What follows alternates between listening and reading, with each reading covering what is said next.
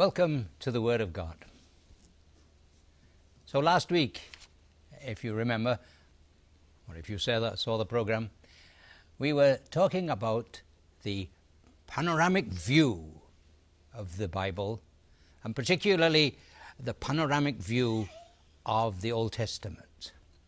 And we saw how in chapter 19 and 20, sin, rebellion, 24, oppression, is violence, the center of the Old Testament. Rape, it is the increased covenant made by God with the people of Israel. Now react to this. And how is he going to react? That he has made them this is his people. Story. You listen to my word, God's and I will reaction be your God.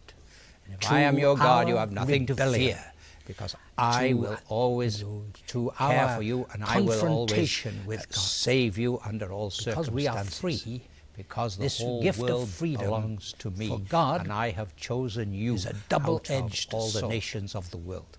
And God has His own us the freedom, purpose in mind. Listen to Him, to obey Him. Why should He? So that He can bless us and guide us. They are to listen to Him, it is and He will be their God. We can also turn round to God and say, I will and not all that listen. Goes before from the time of Abraham is a preparation for this. That is what we do. But you might ask, well, what about going to do? Now He has the first 11 chapters of Genesis. Abraham comes at the end of the 11th chapter, reveal this and from chapter 12 onwards, we hear the story of Abraham and then Isaac and Jacob, and he himself, the patriarch, the person of his son.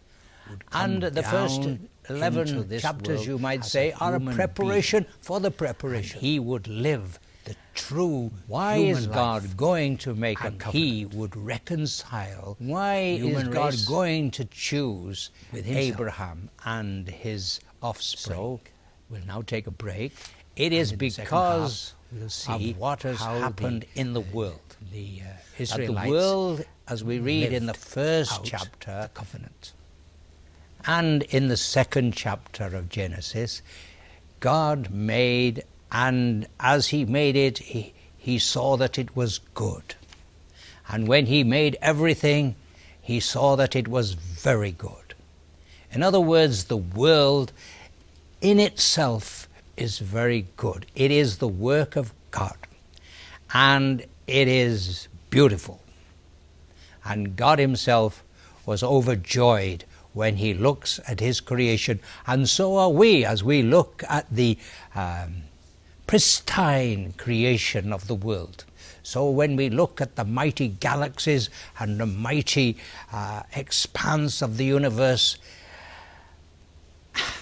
we are also overwhelmed at the wisdom and the power of the one who created all this. And when we even just look at ourselves, if we, for instance, just study the way our eyes work, it's a miracle. No human being could devise the method by which we look at one another and we see. It is almost unbelievable. And the way our eyes work and our nerves work and our brain works, and the brain itself greater than any computer that we human beings have been able to make. The creation, as we look at it in its natural state, is so wonderful that we are amazed at it. And God, when He saw His creation, He was overjoyed. And He made human beings in His own image and likeness. And that is why we can discover so many things about the world, and why we can make so many wonderful things in the world. And the world mankind has been struggling to develop the world for centuries and centuries and centuries. And each generation from the beginning has been building on the achievements of the previous generation. And we look back on our forefathers of hundreds of years ago, and we see what they have done, how they struggled to know and to come to know, and to be able to master the world that God told us to do in the very first place. He said, you go, multiply and master the creation. And we are doing that by science and technology. We are showing how that we too are like God. But unfortunately, like Satan, who was once called Lucifer, Lucifer means the one full of light. He was like God. And he could do things that God could do, just as we are able to do things that only God can do. Nobody, no other creature can do anything like what we human beings can do. And we are marching faster and faster in the way of understanding the world and being able to use the world, to manipulate the world, to make the world a better place. So much so, Lucifer thought that he was God, and that he didn't need to listen to this other person who was just like himself. I will not serve, he said. And I am God, and I am the ruler. He forgot that the light which he bore was a gift from God. And we too, in the very beginning and going through history, we too, because we are like God, created like God, we deceive ourselves to think that we are God, that we can decide what is right and what is wrong, that we are the ones who choose what is meaningful for us, and we are then in the place of God. And we are not. And from the very beginning, human beings have rebelled against God. It is not a new phenomenon. It goes back to the very beginning, where human beings say, like Satan, I will not serve. I am the master. And it began in a story form with Adam and Eve. Adam, the son of the earth, which we all are. And Eve, who takes the fruit, the forbidden fruit. In other words, they want to do what they want to do. And they want to enjoy life according to their own insights. They do not trust God. They do not believe in God's goodness. They believe only in their own insights, and they walk according to their own ways. And that is rebellion against God, and is the cause of all the trouble in the world, starting with Cain, who is a symbol of those who oppress the weak and kill and slaughter. And the evil in the world grew, and God wanted to cleanse the world, but he couldn't cleanse the world because the new generation, even in Noah, began to live according to their own insights and their own choices in confrontation to God. And sin, rebellion, oppression, violence, murder, rape, and wars increased and increased. And God had to now react to this. And how is he going to react to this? This is the story of the Bible. God's reaction to our rebellion, to our confrontation with God. Because we are free, this gift of freedom for God is a double-edged sword. Gives us the freedom to listen to him and to obey him so that he can bless us and guide us. But because it is a true gift, we can also turn round to God and say, I will not listen, I will do my own thing. And that is what we do. And what is God going to do? Now he made a plan. And the plan was, he didn't reveal this to the Israelites or the Jews. He decided that he himself, in the person of his Son, would come down into this world as a human being. And he would live the true human life. And he would reconcile the human race with himself. So we'll now take a break, and in the second half we'll see how the Israelites lived out the covenant.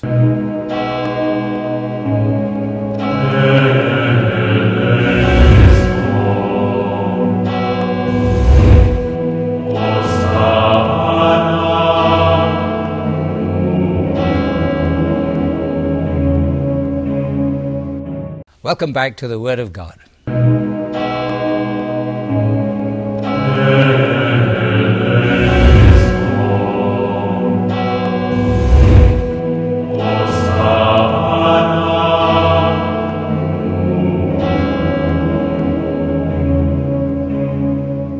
So we have seen in a previous talk how as soon as God had made the covenant with the Jews, which is the very center of the Old Testament, and the Old Testament is the story of the covenant. And that's why we begin reading the Bible with the covenant, because that's the center, and that's the hub around which everything is going to turn. And we have seen in the first part how what goes before is a preparation for that, and what goes before Abraham is a kind of preparation for the preparation. So why God is going to intervene in the history of the human race is because we have confronted him, we have rebelled against him, we have considered ourselves and put ourselves in the place of God. We don't need you. We are good enough to look after ourselves. And we will do what we want to do. We won't listen to you. That's more or less, that is what human beings have said, and that is the sin, and that is the cause of our own destruction, because we are actually nothing in ourselves.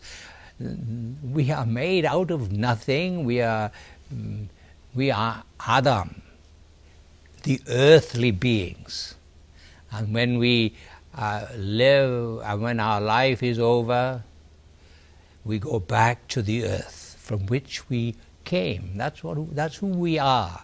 We live in a world of illusion, and even in a world of delusion, when we consider ourselves in the place of God. That's a delusion, because we are not.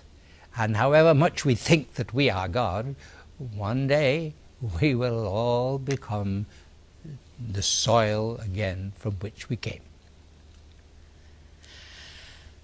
And so God, in his infinite mercy and goodness, and his love which will never end, he decided to send his only Son into the world, as we have seen, to reconcile us and to take away sin.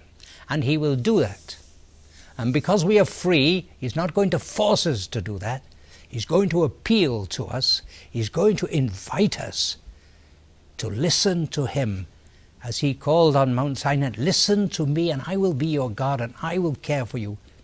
And he has in mind that he's not going to speak now from the top of Mount Sinai.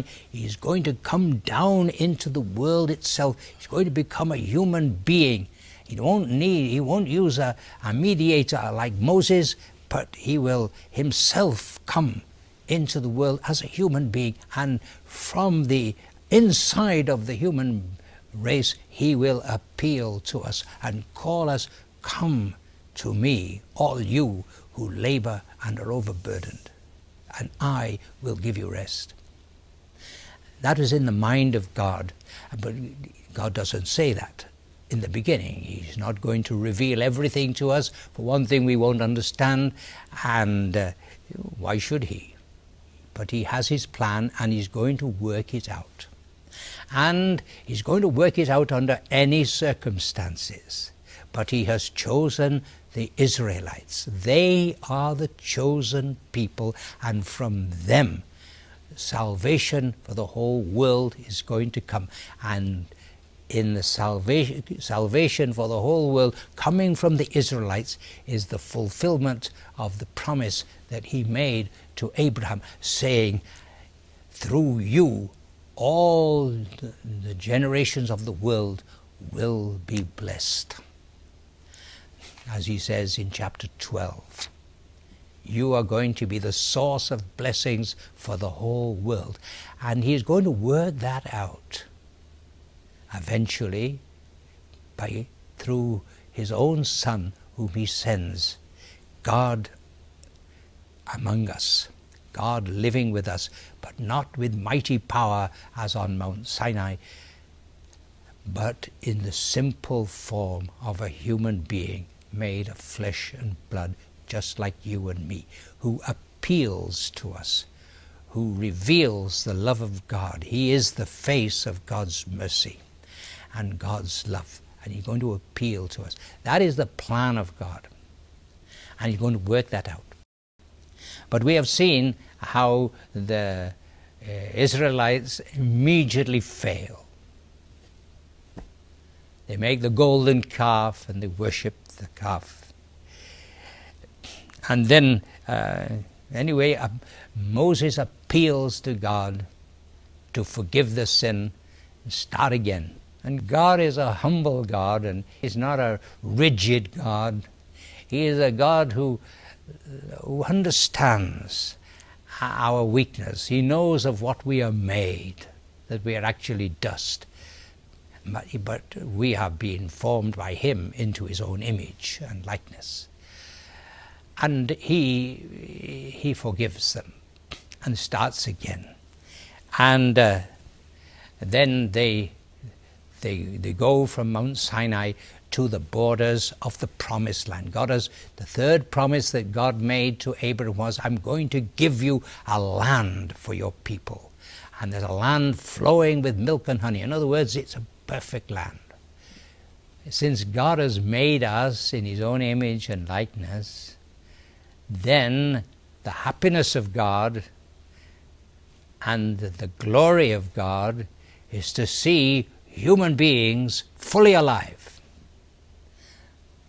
Said by one of the fathers of the church, the glory of God is the human being fully alive, fully living life to the full. And so God has promised to give them a land flowing with milk and honey. In other words, there'll be nothing missing for them. And when they come, but they have to make conquest of the land, because already people are living there. And the people have sinned, and their sin has come to such an extent that they are no longer, in the eyes of God, fit to live in that land, and he's going to give the land to his own people. And so Moses sends a group from each tribe, one from each tribe, to go and survey the land that God wants to give them. And they spend many days there, 40 days going through the land, and they see the land, and they come back to Moses and they say, it's a wonderful land, it's a wonderful land, and the crops are fantastic, but we'll never take it. We'll never take it because the people who occupy them, they are giants, and in front of them we are like grasshoppers. We'll never take it. And God is angry with that word. Why is he angry? Because I am your God. I am giving you the land. It's not you who are taking the land. I am with you, and I am going to give you that land so that you will live there. And the only one who says, we can take it, we can take it, we can make it our own. And God says, okay, you have rejected the promised land. I am the one who's giving it to you. I am the one who's going to make conquest through you. They may be giants, but I am greater than them. And I will give the land to you. But you have rejected my word. And so, as a punishment, none of you except the one who said, we can take it with God's help. All the rest of you will die in the desert. None of you will enter into the promised land. And so they go back and they have to spend 40 years wandering in the desert until that whole generation has passed away. All those who did not accept the word of God, who did not trust the goodness of God, as Abraham trusted the goodness of God when God asked him to sacrifice his own son. By this time, Abraham had come to the pinnacle of faith, and he could say, yes, whatever you say, I will do. And God rewarded that faith by giving him immense blessings. And if the Israelites had trusted in the goodness of God, they wouldn't have had to wander in the desert for 40 years and to be bitten by snakes and to suffer all the other hardships of thirst and hunger. When we reject God, we have to suffer because God is our salvation. And so, although they do have to wander in the desert for 40 years, God is still merciful to them. He is a merciful God. They complain that they have nothing to eat, and so he gives them food from heaven. The manna from heaven. Manna is their word for when they saw this on the ground, they said, what is this? And in their language, that what is this is manna. And that is the word that came into use, that they are eating this food from heaven. And so for 40 years they wandered, and God fed them day by day, and they were thirsty, and God brought water from the rock. And so for 40 years, then they had to suffer because of their infidelity and lack of faith, but God all the same saved them and fed them because they are his people. And through thick and thin, there is a golden thread throughout the Bible, and that is that God is faithful to his promises, even to this day. Next week we will continue to see the vista of the Bible, and may God bless you.